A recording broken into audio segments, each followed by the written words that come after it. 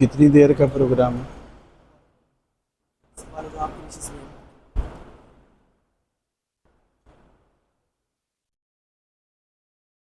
آج ختم قرآن تھا۔ الحمدللہ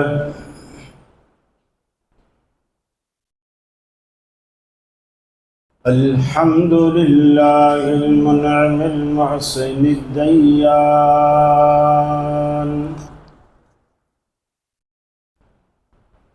ذی الفضل والجود والإحسان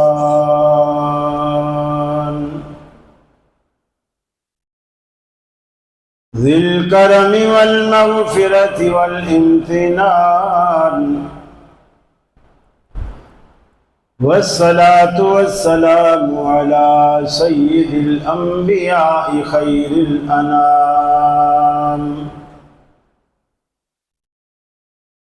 وعلى آلہ وصحابہ وازواجہ العظام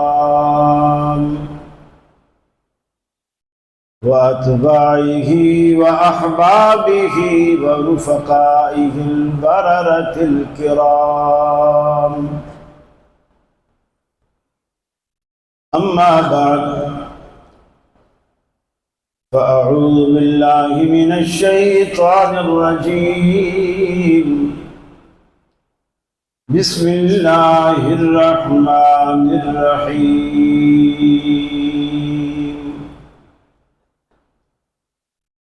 لو انزلنا هذا القرآن على جبل لرأيته خاشعا متصدعا من خشية الله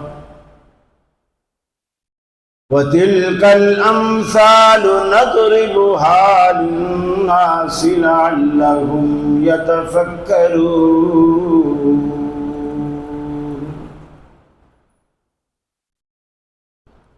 وقال الله تبارك وتعالى لو أن قرآنا سجرت به الجبال أو قطعت به الأرض أو كلم به الموتى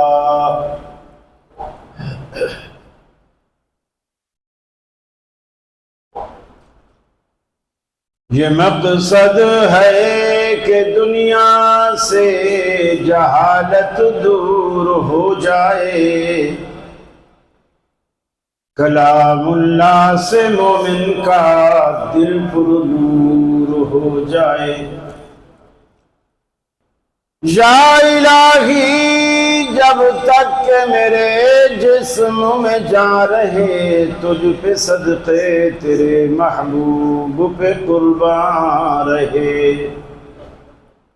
میں رہوں یا نہ رہوں پر دل کی ہے یہ دعا، دین احمد اور عزت قرآن رہے۔ الہی ہم میں پھر وہ صدیق سا ایمان پیدا کر، عمر فاروق سا کوئی جری انسان پیدا کر، رگے تحریک کٹ جائے دم عثمان پیدا کر، علی المرتضی شیر خدا کی آن پیدا کر۔ واجب الاحترام علماء کرام، کرنگی اور اس کے قرب و جوار کے میرے اہل توحید بھائیوں، مسلم ماں بہنوں بیٹیوں، اس سال رمضان المبارک کی آج ہم آخری شب قدر سے گزر رہے ہیں۔ اللہ سے دعا ہے اللہ رب العالمین اس رات میں چھپی تمام برکتیں ہمیں نصیب فرمائے۔ آپ جو جو مراد لے کر بیٹھے ہیں اللہ آپ کی تمام تمنائیں، تمام نیک مرادیں پوری فرمائے۔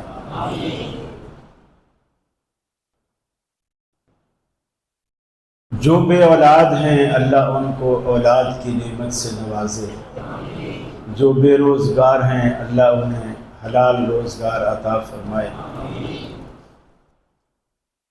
اصل میں سچی بات تو یہ ہے، یہ رات جلسوں کے لیے نہیں تھی، یہ رات مانگنے کی رات، اللہ سے مانگنے کی، اللہ کے در کا بھکاری بن کر اس سے مانگنے کی رات۔ یہ بھی ضروری نہیں کہ آپ اس رات میں مسجد میں بیٹھیں گے تو اللہ دے گا، نہیں، کہیں بھی بیٹھیں گے رات تو آپ کے گھر میں بھی آئے گی، آپ کی دکان پہ بھی آئے گی، آپ کے شہر میں آئے گی، آپ کی گلی میں آئے گی، مسجد میں بھی آئے گی۔ بس مانگنے والے ہاتھ چاہیے، دینے والا نہیں تھکتا۔ ہم مانگتے مانگتے تھک جاتے ہیں، وہ دیتے دیتے نہیں تھکتا، اس لیے کہ ہمارا رب ہے ہی دینے والا، وہ تو لینے والا ہے ہی نہیں۔ اسے دنیا نے رب نہیں بنایا، وہ خود سے رب ہے۔ دنیا جس کو بناتی ہے وہ پھر اقرار الحسن جیسے لوگ اس کے پیچھے پڑ جاتے ہیں، پھر وہ ثابت کرنا اس کو مشکل ہو جاتا ہے کہ میں کیسے بتاؤں کہ میں آنکھوں سے زنجیریں بھی نکالتا ہوں، آنکھوں سے سوئیاں بھی نکالتا ہوں، یہ بھی کرتا ہوں، وہ بھی کرتا ہوں۔ یہ مصیبت کیا، یہاں سے اٹھاؤ اس کو۔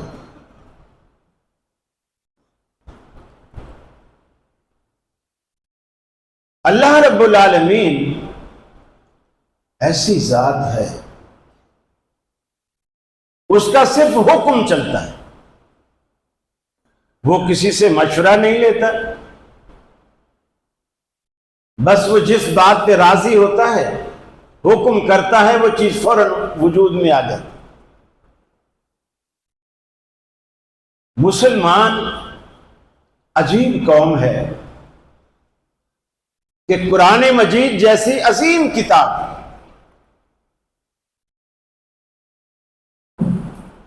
اللہ نے ہمیں دی، اور اس عظیم کتاب کو جتنا ہم نے مظلوم بنایا ہوا ہے، شاید ہی کوئی اس قرآن پر اتنا ظلم کرتا ہو جتنا مسلمان کرتا۔ یہ بڑی عظیم کتاب تھی، ہم نے اسے سطحی مقاصد کے لیے رکھا۔ دادی مشورہ دیتی ہے، جب بیٹا مکان بنوا لو نا، سب سے پہلے وہاں قرآن لے جانا۔ ٹھیک ہے دادی اماں، میں ایسا کرتا، اور ہاں اونچی جگہ پہ رکھنا، نیچے پیٹھ نہ ہو۔ پھر اس وقت نیا مکان بنا ہوتا ہے، ٹھیکیدار کی سیڑھیاں اسٹول پڑے ہوتے ہیں گھر میں، بندہ لگا کے اونچا رکھوا دیتا ہے۔ ٹھیکیدار تو پھر اپنے اسٹول سیڑھیاں بھی لے جاتا ہے، اب اس کو اٹھائے کہاں؟ نیچے نہیں رکھا، اس لیے کہ نیچے رکھیں گے تو کوئی بھولے سے پڑھ ہی لے گا، اٹھا ہی لے گا، دیکھ لے گا۔ اونچا رکھا۔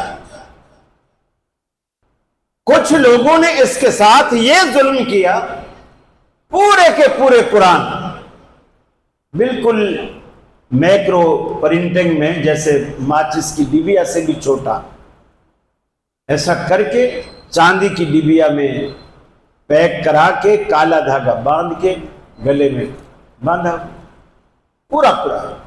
لیٹرین میں بھی اسی کے ساتھ جا رہا ہے، بیوی کے پاس بھی اسی کے ساتھ جا رہا ہے، اور گالیاں دیتا ڈنمارک والے، وہ قرآن کے خاکے بناتے ہیں، توہین کرتے ہیں۔ اور تو کیا کر رہا ہے قرآن کے ساتھ؟ لیٹرین میں بھی تو پورا قرآن لیے بیٹھا ہے، کسی نے بازو پہ باندھا ہوا ہے، اور کسی نے اگر یوں نہیں کیا تو دوسرا بڑا ظلم یہ کیا، قرآن کو گھول گھول کے پانی میں گھول گھول کے پی گئے، اس بیماری کے لیے یہ صورت، اس بیماری کے لیے یہ صورت، گھول گھول کے پی گئے۔ اب اگر ہم اعتراض کریں کہ میاں شفا لینے کا یہ طریقہ غلط ہے، تو کہتے ہیں قرآن میں نہیں آیا کہ فی ہے شفاء للناس، اس پہ لوگوں کے لیے شفا ہے۔ یہ شفا تو اللہ نے کلونجی میں بھی رکھی ہے۔ اللہ کے رسول نے فرمایا کلونجی میں سوائے موت کے ہر بیماری کا علاج ہے۔ 1-1 کلو کلونجی بھی تھیلی میں باندھ کے وہ بھی گلے میں لٹکا دو، کیا فرق پڑتا؟ جو چھوٹے بچے ہیں ان کا ½ کلو کر دو، جو اور چھوٹے ہیں چھٹان کر دو۔ کالی بھی ہے، نظر سے بھی بچے رہیں گے، کلونجی کالی ہوتی ہے، نظر سے بھی بچے رہیں گے اور شفا بھی ملے گی۔ دیکھیے، آپ کو کوئی تکلیف ہو، آپ نے اپنے علاقے کے ایک مانے ہوئے ڈاکٹر کے پاس گئے، اس نے نسخہ لکھ کے دیا، اپنے لیٹر پیڈ پر نسخہ لکھا، کچھ اس میں کیپسول، کچھ گولیاں، کچھ سیرپ، کچھ ایک آدھ انجیکشن۔ آپ بجائے میڈیکل سٹور پہ جا کے اس کے نسخے کے مطابق دوائیاں لینے کے، آپ ڈاکٹر کے ہی نسخے کو اس طرح لپیٹے، یوں لپیٹ کے تعویذ بنا کے چمڑے میں، چاندی میں، سونے میں بند کرا کے آپ گلے میں لٹکائیں، تو ایمانداری سے بتائیے آپ کو شفا ملے گی؟ اور اگر کوئی ایسا کرے تو آپ کیا کہیں گے؟ یہ بے وقوف ہے یا عقل مند ہے؟ کیا کہیں گے؟ بے وقوف۔ اور آپ یہی سلوک قرآن کے ساتھ کرتے ہیں، مگر خود کو بے وقوف نہیں کہتے، خود کو بے وقوف نہیں کہتے۔ کسی کو پیاس لگی ہو، روح افزا کی پوری بوتل رسی باندھ کے گلے میں لٹکا لے، سارا دن لٹکائے پھرے، پیاس بجھے گی؟ اور اگر کوئی ایسا کرے تو اسے کیا کہیں گے؟ بے وقوف ہے، عقل مند ہے؟ بے وقوف۔ اور یہ سلوک آج مسلمان قرآن کے ساتھ کرتے ہیں، اور کوئی بھی اس کو بے وقوف نہیں کہتا۔ راکیوں نے ملک کا بیڑا غرق کر کے رکھ دیا۔ ابن تعویذ والوں سے کہو نا یار، ایک تعویذ اسرائیلیوں کے لیے بھی تو دے دے۔ اگر تعویذوں میں اتنی طاقت ہے، ایک تعویذ اسرائیلیوں کے لیے کیوں نہیں دیتے؟ فلسطینیوں کی ترقی کے لیے کیوں نہیں دیتے؟ یہ کام تو کرو نا جو کرنے کے کام ہے، بس بوتلوں میں تھو تھو تھو تھو کرتے ہوئے بس یہی رہے گا۔ جتنی بیماریاں مولوی کو ہوتی ہیں، تھو تھو کے بعد جو بندہ جا کر وہ بوتل پیتا ہے، وہ ساری بیماریاں اسی کو لگ گئی۔ پہلے ایک گھٹنا دکھتا تھا، تھو تھو والی بوتل پی، دوسرے گھٹنے میں بھی درد ہو گیا، میں نے کیا اور پی ہے۔ اللہ کے بندو، قرآن ایک عظیم کتاب، دلوں کا زنگ اتارنے والی کتاب۔ فرمایا لو انزلنا هذا القرآن على جبل لرأيته خاشعا۔ قرآن مجید اس قدر عظیم کتاب ہے، اے انسانو، اے نادانو، اگر ہم اس قرآن پاک کو پہاڑوں پہ نازل کرتے، لَرَأَيْتَهُ خَاشِعًا مُتَصَدِّعًا مِّن خَشْيَةِ اللَّهِ۔ اے دیکھنے والے، تو دیکھتا قرآن مجید کی عظمت سے، قرآن کی ہیبت سے، قرآن مکرم کے روب سے پہاڑ ریزہ ریزہ ہو جاتے، پہاڑ پھٹ جاتے، اس بھاری امانت کا بوجھ نہ اٹھا پاتے۔ اور اے انسان، تو کتنا سنگ دل ہے۔ ثم قست قلوبکم، من بعد ذلك فهي كالحجارة او اشد قسوة۔ ارے تم پتھروں کو نہیں دیکھتے، اللہ کے ڈر سے پھٹ جاتے ہیں، گر جاتے ہیں، لرز جاتے ہیں، ان میں پانی کے چشمے جاری ہو جاتے ہیں، لیکن اللہ کے خوف سے تیری آنکھ سے کبھی چشمے تو دور کی بات ہے ایک قطرہ آنسو کا بھی کبھی نہیں نکلا۔ او اشد قسوہ، انسان تو پتھروں سے بھی زیادہ سنگ دل ہو گیا ہے، ڈرامے دیکھ کے تو روتا ہے، بڑھیا بھی گھر میں، عورتیں بھی جھوٹے ڈرامے دیکھ دیکھ کے روتی رہتی ہیں، ہے کم وقت ہماری بہو کو دیکھو بڑھیا پہ کتنا ظلم کر رہی ہے، آنسو ہیں کہ رکتے نہیں۔ لیکن قرآن مجید سن کر کبھی رونا نہیں آتا، اس کی بھی ایک وجہ ہے۔ آپ دیکھیں امام حرمین کو دیکھیں، کبھی کبھی ان کی تراویحاں دیکھا کریں، قرآن مجید پڑھتے پڑھتے امام حرم رو پڑتے ہیں، سسکیاں بند جاتی ہیں، ان سے آگے پڑھا بھی نہیں جاتا۔ ایسا کیوں ہوتا ہے؟ ہم قرآن سنتے ہیں ہمیں رونا نہیں آتا، وہ قرآن سنتے ہیں تو رونا ان کا بند نہیں ہوتا۔ یہ کس بات کا فرق ہے؟ اس لیے کہ وہ قرآن سمجھتے ہیں، ہم قرآن نہیں سمجھتے۔ ہمارے پاس ایک ہی عذر ہے، میاں قرآن عربی میں آیا، میں عربی نہیں جانتا، میری زبان اردو ہے، میں پنجابی ہوں، میں سندھی یا سرائکی ہوں، میں پختون یا بلوچی ہوں، قرآن عربی میں ہے میں نہیں جانتا۔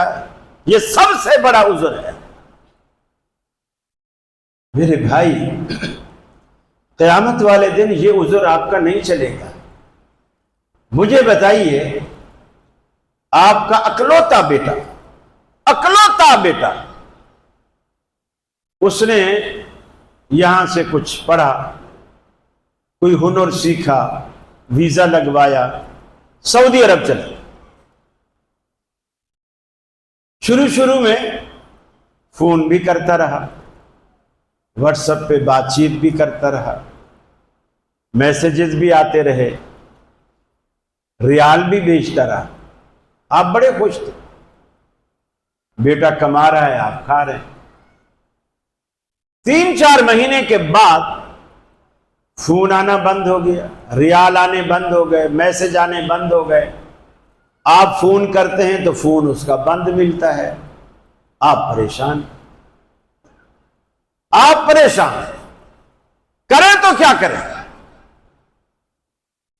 ایک سے پوچھتے ہیں، اس کے دوستوں کے نمبر پہ رابطہ کرتے ہیں، دوست بھی کہتے ہیں اتنے مہینے ہو گئے ہم سے بھی نہیں ملا اور پتہ بھی نہیں ہے ہمیں، بڑے پریشان۔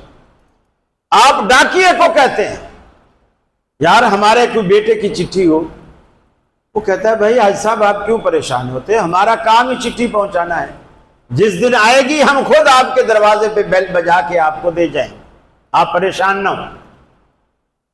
سال گزر گیا، آج پہلی مرتبہ آپ دوپہر کو دسترخوان پہ بیٹھے، بیگم نے ٹیبل پہ کھانا لگایا، اکلوتا بیٹا تھا، گھر میں 2 میاں بیوی ہیں، بیٹا سعودیہ چلا گیا، 1 سال ہو گیا اس کا کوئی رابطہ نہیں ہے۔ بیگم نے کھانا لگایا، آپ بیٹھے، پلیٹ میں نکال لیا، ادھر بیل بجی، پوسٹ مین کی آواز تھی، حاجی صاحب جس چٹھی کا آپ کو انتظار تھا وہ چٹھی آ گئی۔ مجھے بتائیے آپ پہلے کھانا کھائیں گے یا پہلے خط لینے جائیں؟ پہلے خط لینے جائیں۔ خط لے آئے، ڈاکیا چلا گیا، کھانا ابھی پلیٹ میں نکلا رکھا ہے، پنکھا چل رہا ہے، کھانا ٹھنڈا ہو رہا، آپ کو بھوک بھی ہے، وقت بھی کھانے کا ہے۔ اب جب لفافہ لے آئیں گے جو 1 سال بعد آیا ہے، پہلے لفافہ کھول کے خط پڑھیں گے یا پہلے روٹی کھا کے پھر لفافہ کھولیں گے؟ مشکل سوال. پہلے خط کھولیں گے کہ میرے بیٹے کا خط ہے،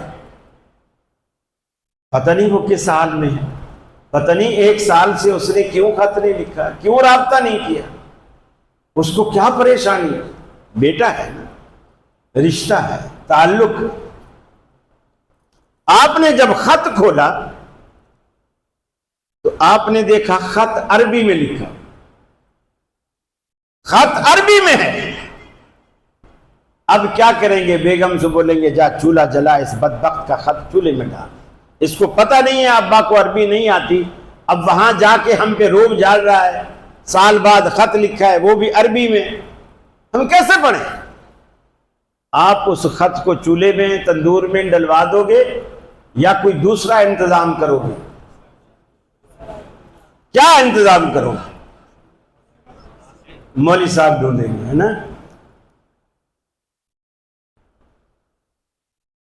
عربی اسکول ماسٹر ڈھونڈیں گے، عربی ٹیچر وہ ڈھونڈیں گے، عربی کا پروفیسر ڈھونڈیں گے، مسجد مدرسے میں کوئی مولوی ڈھونڈیں گے جو عربی جانتا. روٹی ٹھنڈی ہو رہی ہے ٹیبل پہ، اب ہم بھاگے بھاگے پھر رہے ہیں مسجدوں میں، مولوی ڈھونڈ رہے ہیں کہ یہ مولوی صاحب خط پڑھ کے بتاؤ ہمارے بیٹے نے کیا لکھا ہے، وہ کیسا ہے، کس حال میں ہے، ٹھیک تو ہے نا. بیٹے کی چٹھی سال بعد آئے عربی میں تو آپ کو اپنی روٹی بھی بھول جائے، اور اللہ کی چٹھی 1400 سال سے آپ کے نام آئی ہے اور آپ اس لیے اسے نہ کھولے کہ یہ عربی میں ہے. قیامت والے دن اللہ تعالی ہمیں معاف کر دے گا کہ ٹھیک ہے تو اردو والا تھا، قرآن عربی میں تھا، ٹھیک ہے نہیں سمجھ سکا. اللہ کہے گا تیرے بیٹے کا خط بھی تو عربی میں تھا نا، اس کے لیے بھی تو نے کوئی بندوبست کیا تھا نا. بیٹے کا بندوبست اس لیے کیا کہ وہ میرا بیٹا ہے. نعوذ باللہ، رب ہمارا کیا لگتا ہے، اس سے ہمارا کیا رشتہ، اس سے ہمارا کیا تعلق، یہ سارا تعلق مرنے کے بعد پتہ چلے گا اس رب سے ہمارا کیا تعلق. فرمایا لو ان قرآنا سجرت بہ الجبال، اگر دنیا میں کوئی ایسی کتاب ہوتی جس میں یہ تاثیر ہوتی کہ اس کو پڑھا جاتا تو پہاڑ چلنے لگ جاتے. لو ان قرآنا سجرت بہ الجبال او قطعت بہ الارض، یا اس کو پڑھا جاتا جس سے زمین کا سینہ چاک کیا جاتا. او کلم بہ الموتى، یا اسے پڑھ کر مردوں کو بلوایا جاتا، مردوں سے بات چیت کروائی جاتی. فرمایا یہ ساری تاثیریں اسی قرآن میں موجود. اتنی عظیم کتاب جسے ہم نے محض تعویذ گنڈے کے لیے گھول گھول کر پینے کے لیے قرآن کو رکھا، جن بھگانے کے لیے قرآن کو گھر میں پڑھا. سورہ بقرہ پڑھ لو تو یہ ہو جاتا ہے، سورہ یاسین پڑھ لو تو یہ ہو جاتا ہے، فلاں سورہ پڑھ لو تو یہ ہو جاتا ہے. آج دنیا میں دیکھیے کتنی چیزیں قرآن مجید نے ہم پر حرام کی لیکن ہم نہیں چھوڑتے، اللہ کے رسول نے حرام کی ہم نہیں چھوڑتے. دنیا کی زندگی سے آخرت کی زندگی سے ہمیں کتنا پیار ہے، موازنہ کیجئے. ارے اگر دنیا میں ڈاکٹر کہہ دے کہ شوگر تیرے لیے بالکل ایسے ہے جیسے موت، شوگر کے ڈر سے ساری زندگی پھیکی چائے پینا گوارا کریں گے، چینی کو کبھی ہاتھ نہیں لگائیں گے. ڈاکٹر کہہ دیتا ہے تمہیں بلڈ پریشر ہے، نمک کا استعمال نہیں کرنا، ساری زندگی پھیکے کھانے کھائیں گے، نمک نہیں کھائیں گے بلڈ پریشر کے ڈر سے۔ ڈاکٹر کہہ دے کہ تجھے کولیسٹرول کی بیماری شروع ہو چکی ہے، آج کے بعد دیسی گھی کو مکھن کو تو نے کبھی ہاتھ نہیں لگانا، ساری زندگی ابلے کھانے کھائے گا، گھی اور مکھن کو ہاتھ نہیں لگائے گا۔ ڈاکٹر کی بات پہ اتنا یقین ہے، ڈاکٹر کے کہنے سے گھی مکھن جو کہ حلال ہیں ہم چھوڑ دیتے ہیں، نمک چھوڑ دیتے ہیں جو کہ حلال ہے، چینی چھوڑ دیتے ہیں شوگر کے ڈر سے جو کہ حلال ہے، اگر نہیں چھوڑتے تو اللہ کے ڈر سے حرام نہیں چھوڑا جاتا۔ آج تک حرام ہمیں لگا ہوا ہے، حرام کھانے کی لت پڑ چکی ہے، منہ کو بھی لگا ہے، معدہ بھی عادی ہے، خون بھی جسم میں حرام سے پرورش پانے والا گردش کرتا ہے، اس کے اثرات اولاد پر بھی ایسے مرتب ہوتے ہیں، اولاد ساری کی ساری نافرمان پیدا ہوتی ہے۔ کوئی بندہ مولویوں کے پاس جا کر کے شکوے کرتا ہے کہ اللہ نے اولاد تو دی ہے لیکن ایسی اولاد ہے، جی چاہتا ہے کہ مرنے سے پہلے، زندہ ہونے سے پہلے، دنیا میں آنے سے پہلے میں ان کا گلا دبا دیتا، انہیں مار دیتا۔ ایسی اولاد اللہ نے مجھے دی ہے، مجھے تو ناخن لوہے کے چنے چبوا رہی ہے، میرا تو جینا حرام کر دیا اولاد نے۔ سارا حرام کا وبال ہے، حرام کا وبال ہے۔ اللہ کے حبیب کو دیکھیے، سیدنا حسن رضی اللہ تعالی عنہ کھجور کی ڈھیری پر، جو اس کے صدقے کی کھجور ہے، بچے ہیں، بچوں پر شریعت کا اطلاق بھی نہیں ہوتا، بچے چھوٹے کھجور کو اٹھا کر منہ میں ڈالا، چبا بھی لیا، کچھ شاید نگل بھی لیا، اللہ کے رسول کی نظر پڑی، آپ نے فوراً انگلی منہ میں ڈالی، کھجور باہر نکالی، اور جو اندر نگلنے والے تھے یا کچھ نگل لی تھی، فرمایا کخ یا بنیا کخ، اے میرے لگتے جگر تھو کرو، انا لا ناکلو صدقتن، ہم صدقہ نہیں کھایا کرتے۔ اور دنیا ساری صدقے کھا گئی، لوگ چندے کے پیسے دیتے ہیں وہ بھی کھا جاتے ہیں، جہاد کے نام پر پیسے دیتے ہیں وہ بھی کھا جاتے ہیں، مدرسے کے نام پہ پیسے دیتے ہیں وہ بھی کھا جاتے ہیں، ساری دنیا صدقے کھا جاتی ہے۔ اللہ کے نبی نے فرمایا بیٹا تھو کر، انا لا ناکلو صدقتن، ہم صدقہ نہیں کھاتے، میری پوری آل پر اللہ نے صدقے کو حرام کیا۔ پھر اللہ نے جب بچپن سے ماں اور باپ یہ دونوں کی ذمہ داری ہے کہ وہ اولاد کے پیٹ میں حلال کا نوالا ڈالیں، پھر اللہ سے اس کا ثمرہ مانگے، اس کا نتیجہ مانگے، دیکھیں پھر اللہ آپ کو کیسی اولاد دیتا ہے۔ آپ کے پورے محلے میں دنیا مثالیں دے گی کہ یار اللہ اولاد دے تو ایسی دے، اولاد دے تو ایسی دے۔ اس میں عورتیں بھی قصوروار ہیں۔ عورتیں اکثر یہ کہتی ہیں کہ کماتا تو مرد ہے، ہم تو نہیں کماتی، کماتا مرد ہے، اس میں کوئی شک نہیں، لیکن اس کی تھوڑی اور کم تنخواہ پر تانے گھر میں کون دیتی ہے؟ میاں کو کہا جاتا ہے کہ جس آفس میں تو کام کرتا ہے اسی آفس میں ہمارا پڑوسی جنید بھی اسی آفس میں کام کرتا ہے، وہ سلمہ کا میاں وہ بھی تو وہی کام کرتا ہے اسی دفتر میں، اور جو کام تو کرتا ہے وہ بھی وہی کام کرتا ہے، تنخواہ تیری بھی جتنی ہے اس کی بھی اتنی تنخواہ ہے، اس کے گھر میں تو ہر مہینے کوئی نہ کوئی نئی چیز آتی ہے۔ ابھی دیکھو فریج نیا لایا ہے، پچھلے ہفتے فرنیچر نیا لایا تھا، اس سے پچھلے مہینے کارپیٹ نیا لایا تھا، اور تیری تنخواہ سے تو گھر کی روٹی پوری نہیں ہوتی، اس کا گھر بڑھتا چلا جا۔ اب یہ عورتیں تانے دے دے کر کہ وہ تیرے آفس میں تیرے ساتھ کام کرتا ہے، جب وہ یہ چیزیں لا سکتا ہے تو کیوں نہیں لاتا؟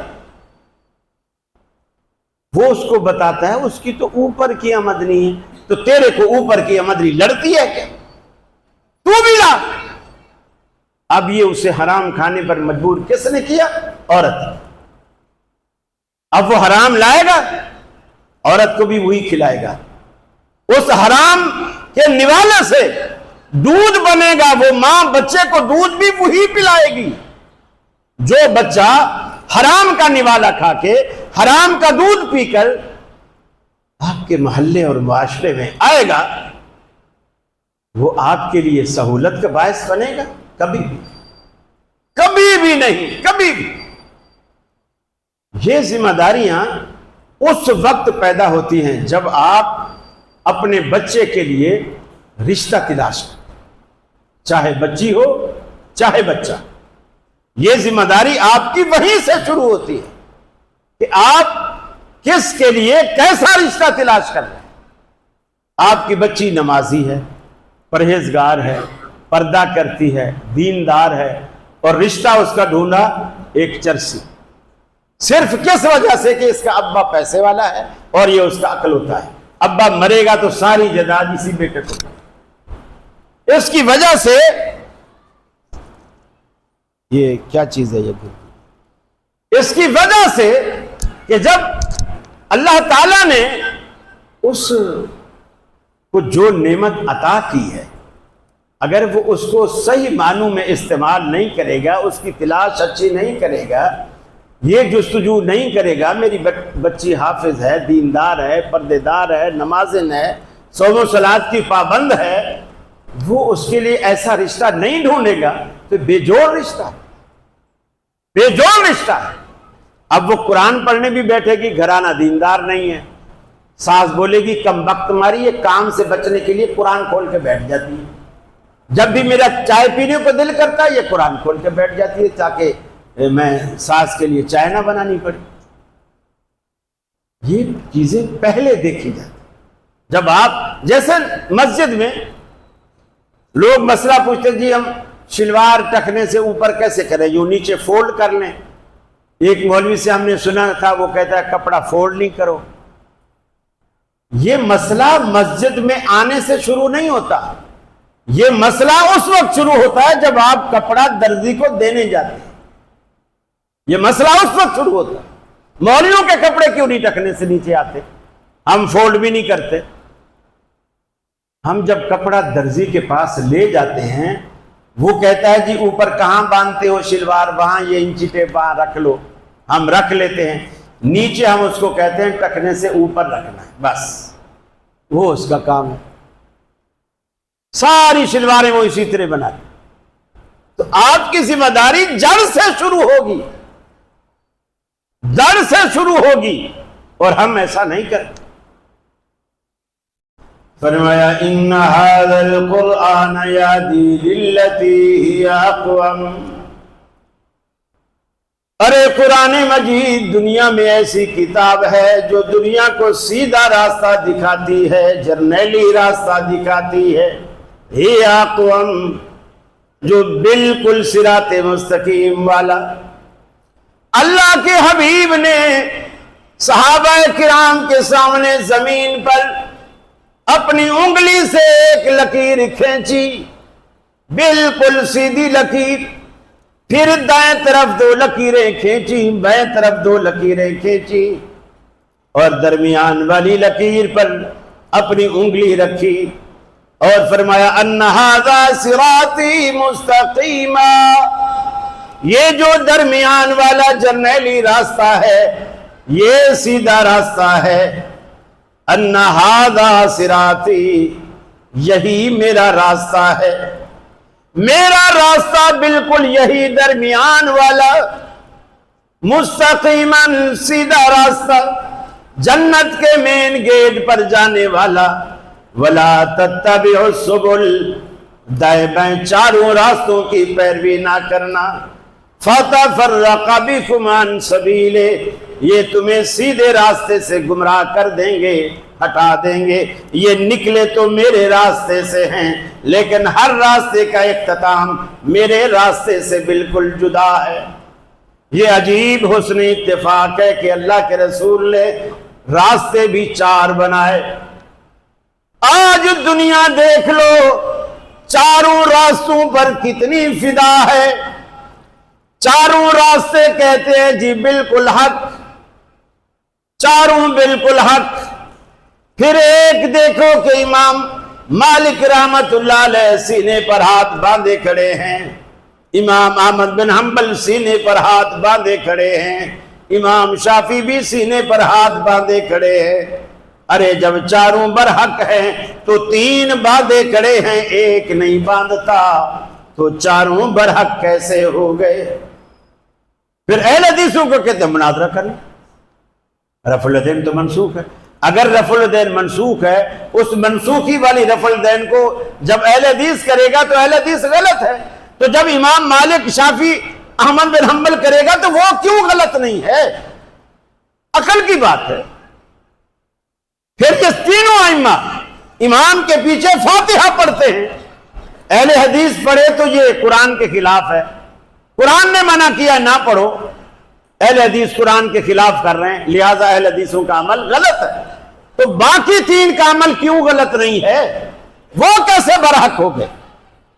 یعنی ظلم کی انتہا یہ ہے، اگر کوئی شخص نبی کی پیروی میں کرے تو غلط، اگر کوئی شخص ان اماموں کی پیروی میں، فقہا کی پیروی میں کرے تو وہ صحیح، کیونکہ چاروں برحق، چاروں برحق۔ اور ایک چیز اللہ نے اور حل کر دی ہے 3 سال سے، جب سے کرونا آیا ہے نا، کرونا نے نقصان بھی بڑے کیے ہیں لیکن اہل حدیثوں کو اس کا ایک فائدہ بڑا ہوا ہے۔ جب سے کرونا آیا ہے حرم میں 8 اور 3 پڑھائے جا رہے ہیں، اور اس سال 13 رکعتیں پڑھائی جا رہی ہیں، 10 تراویح اور 3 بھی۔ اب مجھے ٹی وی پہ بھی کوئی حنفی نہیں کہتا کہ حرم میں تو 20 ہوتی ہیں، آپ کیوں 8 پڑھتے ہو؟ میں اسی انتظار میں ہوں کہ کوئی ٹی وی پہ مجھے کہے تو صحیح، 3 سال سے کوئی کہہ ہی نہیں رہا۔ میرے بھائی کچھ چیزوں کو اللہ تعالیٰ نے خود ہی ان کو سیدھا کیا، خود ہی سیدھا کیا۔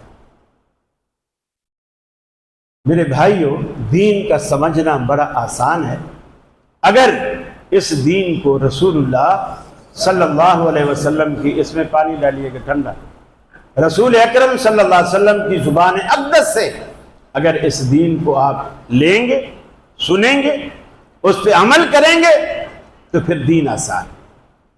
اور اگر کسی کے زبان سے سمجھنے کی کوشش کریں گے، کسی کی تقلید میں سمجھنے کی کوشش کریں گے تو پھر دین کا سمجھنا بڑا ہی مشکل ہے۔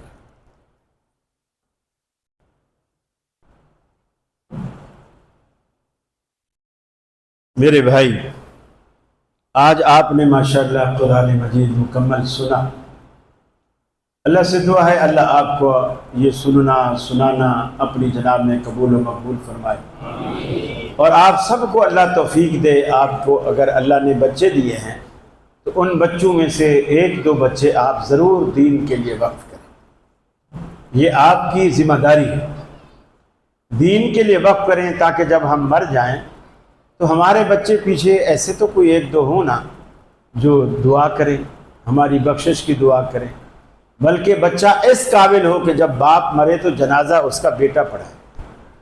جتنی دل کی گہرائی سے بیٹا باپ کی میت پہ دعا کر سکتا ہے، دوسرا امام مسجد اتنی دل کی گہرائیوں سے دعا نہیں کر سکتا۔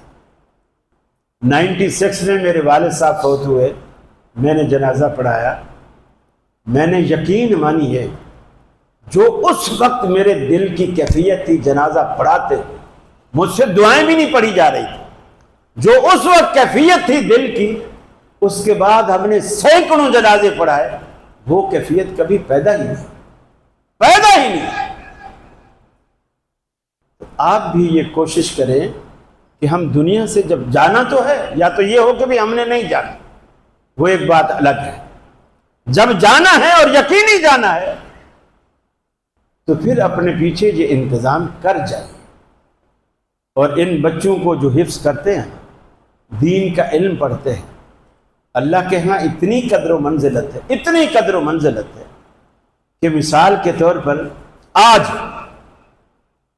آپ بیٹے کی شادی کریں اور آپ کے بیٹے کی شادی میں ولیمے میں جنرل آپ سے منیر صاحب آئے، چیف آف آرمی اسٹاف، وہ آپ کے بیٹے کے گلے میں پھولوں کا ہار ڈال دیں۔ اگلے دن آپ نے دوسرے بیٹے کی شادی کی، اس میں زرداری صاحب آئے، صدر پاکستان، وہ بھی پھولوں کا ہار ڈال دیں۔ شاید میرے خیال ہے پھر آپ اگلے دن کرنگی سے مکان بیچ کے پھر آپ ڈیفنس میں چلے جائیں کہ میرا تو اب سٹیٹس اتنا اونچا ہو گیا ہے، کرنگی والوں کے ساتھ تو اب نہیں رہا جا سکتا، آرمی چیف آتے ہیں، صدر زرداری آتا ہے، کیا بات۔ لیکن آنکھیں بند کر کے ذرا اس عزت کا تصور کریں، آنکھیں بند کر کے، اس کو ہٹاؤ یار، بار بار کیا مصیبت ہے۔ آنکھیں بند کر کے اس بات کا تصور کریں کہ قیامت والے دن پورا مجمع لگا ہوگا، بیچ میں کوئی دیوار، کوئی پہاڑ، کوئی درخت، کچھ نہ ہوگا۔ اللہ تعالیٰ حافظ کے والد کو بلائے گا، اور حافظ کے والد کو بلا کر اللہ کے رسول فرماتے ہیں اپنے ہاتھوں سے اس کے سر پہ تاج پہنائے گا۔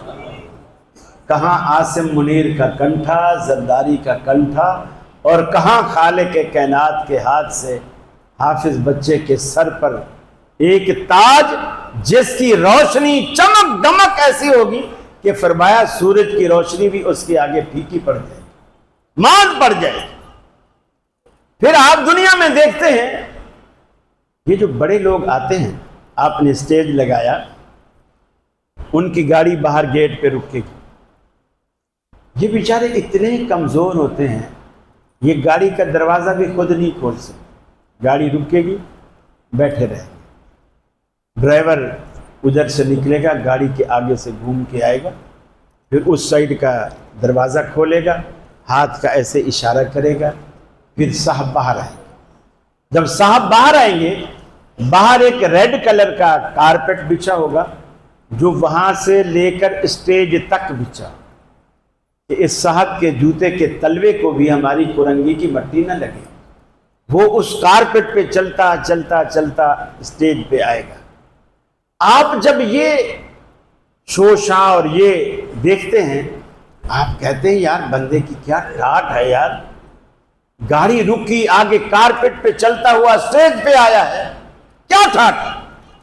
اب اس ٹھاٹ کو بھی ذہن میں رکھیے اور آنکھیں بند کر کے حافظ بچے کی ٹھاٹ کا بھی اندازہ لگائیے۔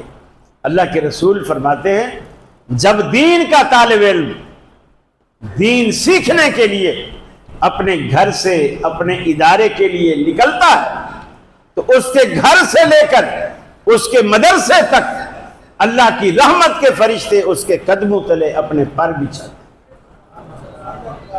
آپ اس عزت کا بھی تصور کیجیے۔ اپنے بچوں کو ضرور عالم بنائیے، حافظ بنائیے، قرآن کا قاری بنائیے، مفسر بنائیے، محدث بنائیے، خطیب بنائیے، اور پھر دیکھیے کہ اللہ رب العالمین آپ کی دنیا اور آخرت کیسے سنوارتا ہے۔ اور ایسے بچے کو دین کے لیے وقف کیجئے جس بچے کو آپ نے ڈاکٹر بنانے کا سوچا ہوا ہے، اس بچے کو دین کے لیے وقف کیجئے۔ ہم کیا کرتے ہیں؟ مدرسوں کو بدنام کرتے ہیں، اور کیا مصیبت، ابھی نہیں کرو، رہنے بند کرنی ہے، تقریر بند کرنی ہے، پھر آپ تو بند کرا رہے ہیں۔ ہاں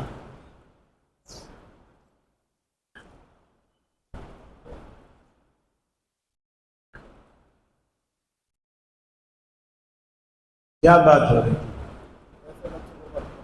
ایسے بچوں کو آپ دین میں داخل کرائیں جن کا آپ نے سوچا ہوا ہے کہ میں نے اس کو ڈاکٹر بنانا ہے، چونکہ یہ میرا بچہ بہت ذہین ہے۔ ہم کس بچے کو مدرسے میں داخل کراتے ہیں؟ ہم نے انٹر کروایا، بچہ فیل ہو، اب وہ صرف